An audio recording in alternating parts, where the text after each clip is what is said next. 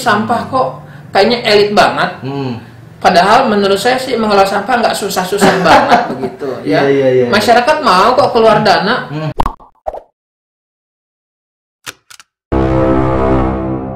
Assalamualaikum warahmatullahi wabarakatuh. Kawan Rujuk, alhamdulillah hari ini Rujuk Channel berkesempatan bersilaturahmi di ruangan Wakil Ketua 1 DPRD Kabupaten Bekasi, yaitu Ustadz Muhammad Nuh. Assalamualaikum Ustadz. Waalaikumsalam warahmatullahi wabarakatuh. Apa kabar Ustadz? Siap, alhamdulillah. Alhamdulillah. Sehat selalu ya Ustadz? Sehat, insya Allah. Untuk sehat. masyarakat Kabupaten Bekasi. Saya termasuk LC. Betul. Lulusan COVID.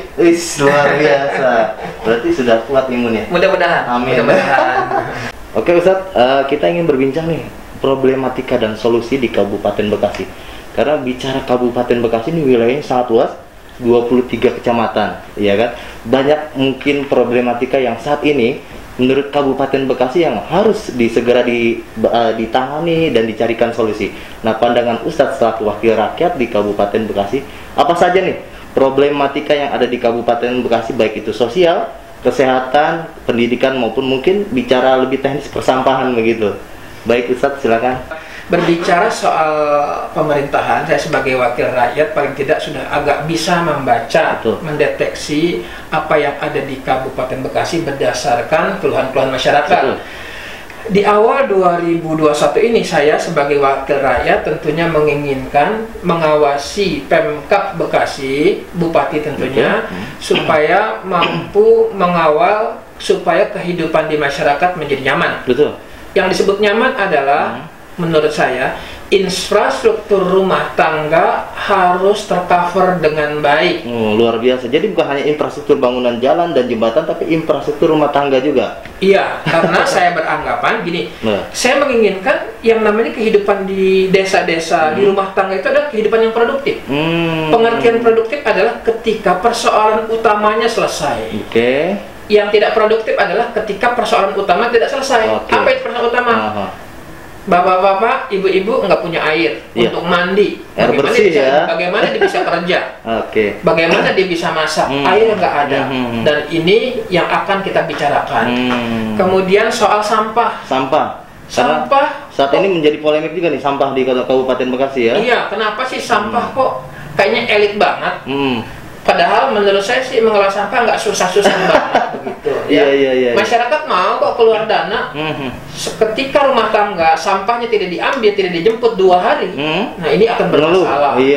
Betul. Numpuk semua tuh ya. Menumpuk. Dan saya pikir harus kreatif lah Pemkab Bekasi ini untuk mengelola kehidupan masyarakat. Itu 2 ya. Tentu saja dengan 2 selesai, ada lagi yang lain nanti.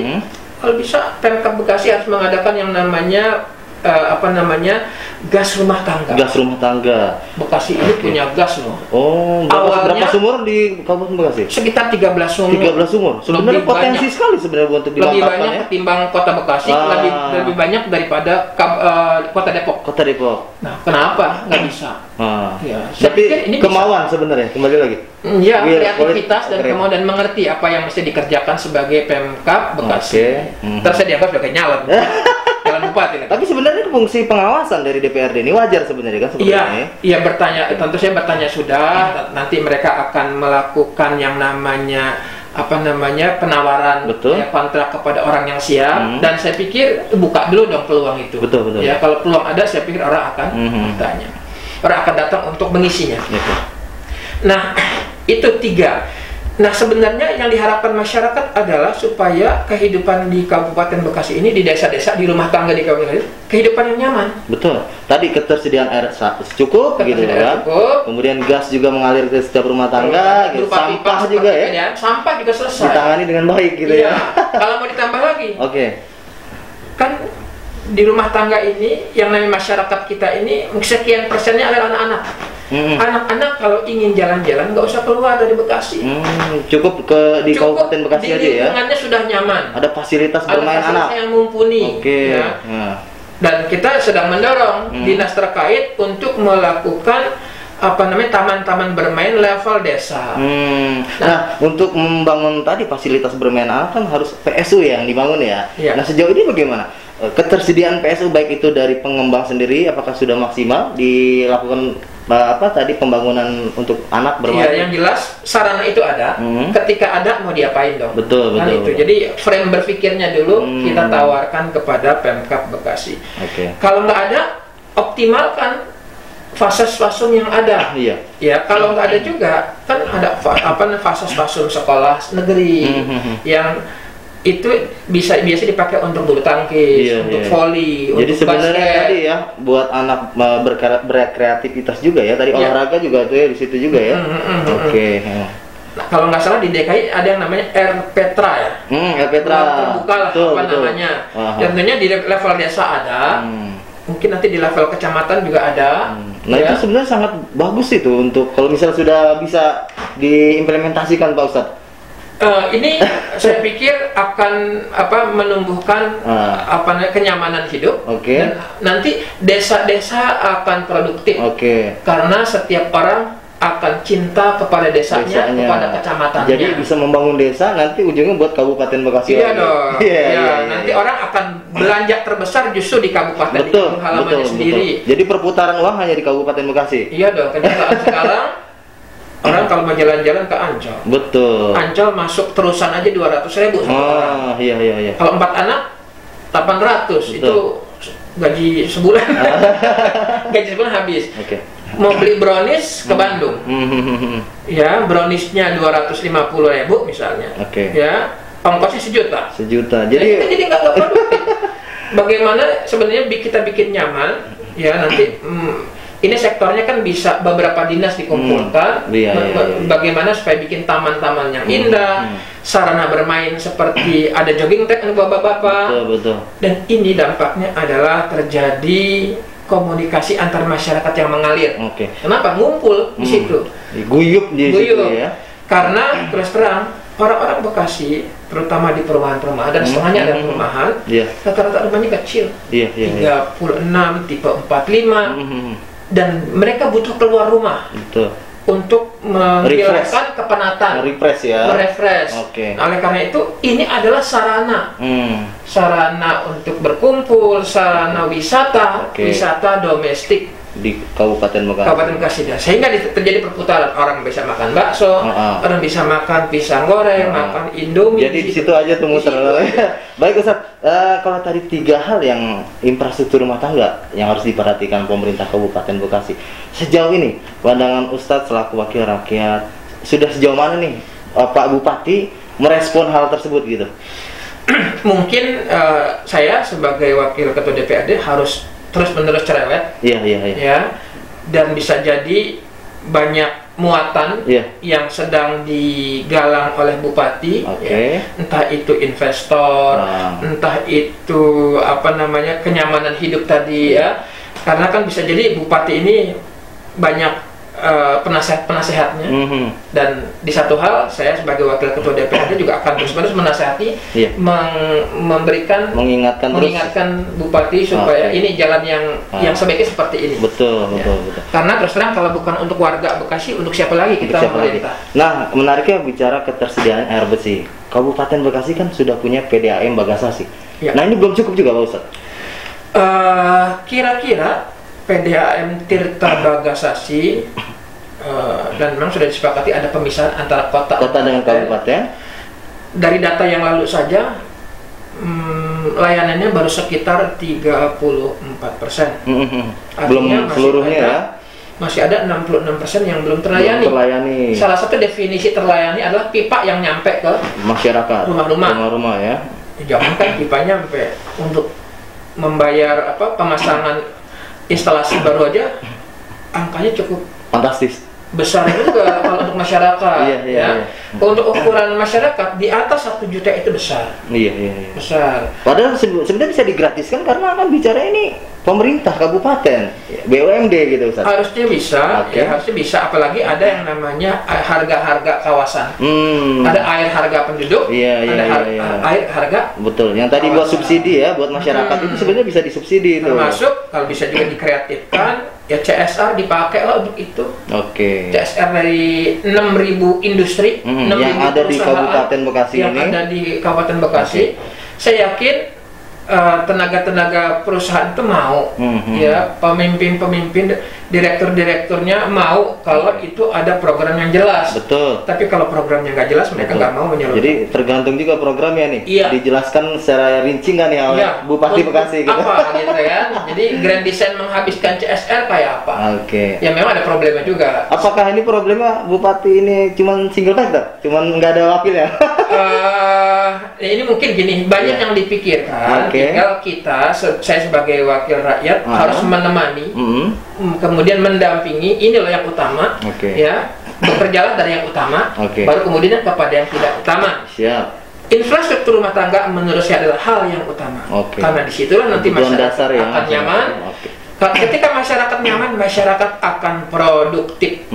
Sebenarnya usaha ini supaya Bupati Bekasi terpilih kembali sebenarnya nih ya, karena dirasakan betul sebenarnya manfaatnya oleh masyarakat. Kalau didengarkan, dijalankan, saya yakin. Iya.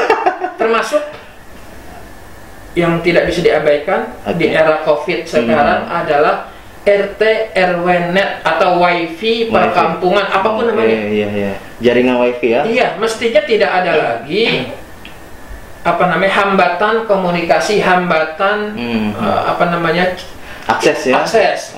Aksesibilitas harus terbuka, ya, dimanapun daerahnya, di 23 kecamatan, di 187 kelurahan dan desa. Desanya ada sekitar 180, 7-nya kelurahan. Ini kan harus dibuka.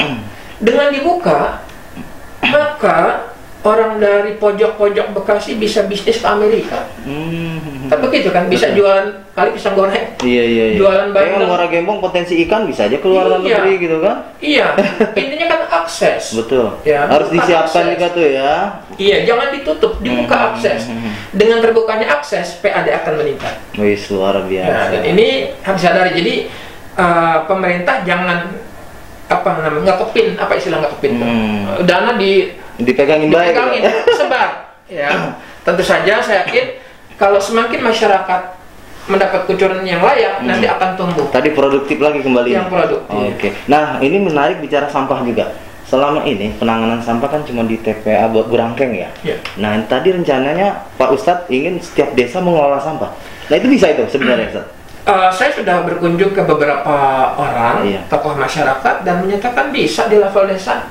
Ya, walaupun dari 100 sampah di desa misalnya, dia akan bisa press menjadi apakah 30% yang sisanya baru ke Burangkeng. Yang residu baru ke Burangkeng. Yang residu yang sudah tidak bisa diapa-apain baru Burangkeng. Di Burangkeng butuh teknologi.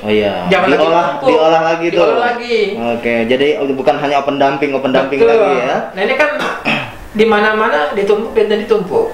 Padahal teknologi yang paling mudah katanya kan pembakaran. Yang nggak usah terlalu canggih lah, pembakaran jadi listrik, nggak canggih-canggih banget, nggak usah. Yang jelas tawarkan, mungkin adakan beauty contest.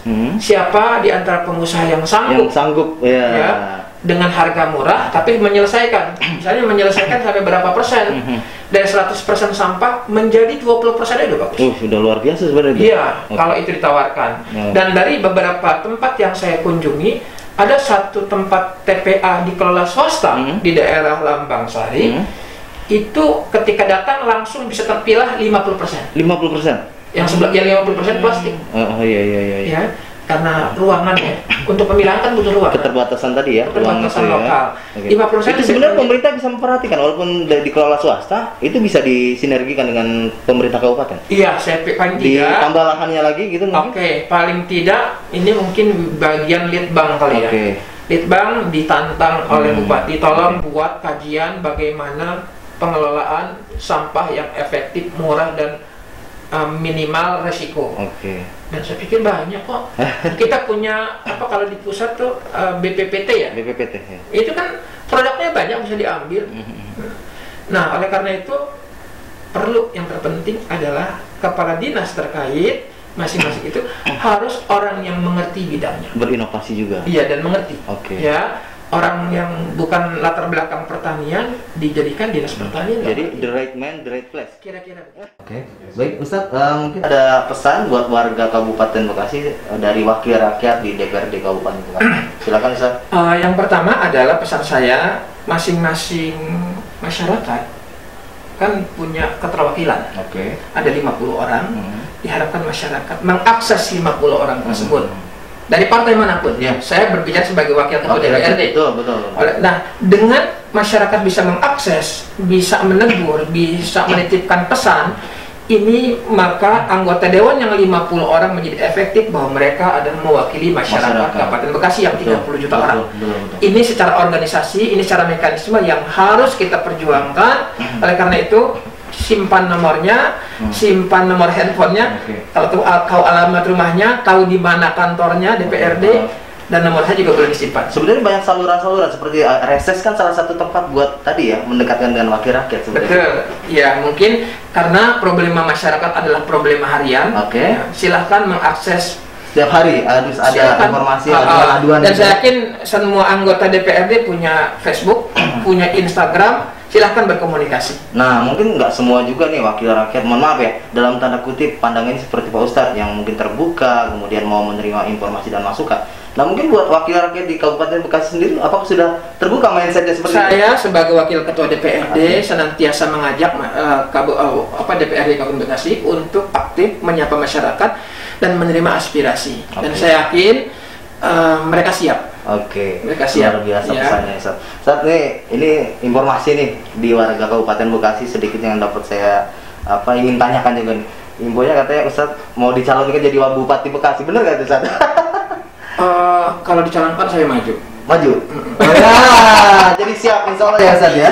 Artinya begini, selama itu baik buat masyarakat Kabupaten Bekasi, kan kita enak ya dengan posisi yang strategis. Ketika kita berbuat akan bermanfaat kepada 3 juta warga Bekasi, insya Allah mudah-mudahan sebagai amal ibadah saya untuk luar biasa masuk surga mudah-mudahan. Kita doakan kalau rezeki semoga cita-cita dan harapan beliau bisa dimudahkan oleh Allah Subhanahu wa taala. Oke, Ustaz, terima kasih waktunya Ustaz Muhammad tuh. Sebelumnya kita mengucapkan terima kasih. Wassalamualaikum warahmatullahi wabarakatuh. Waalaikumsalam warahmatullahi wabarakatuh.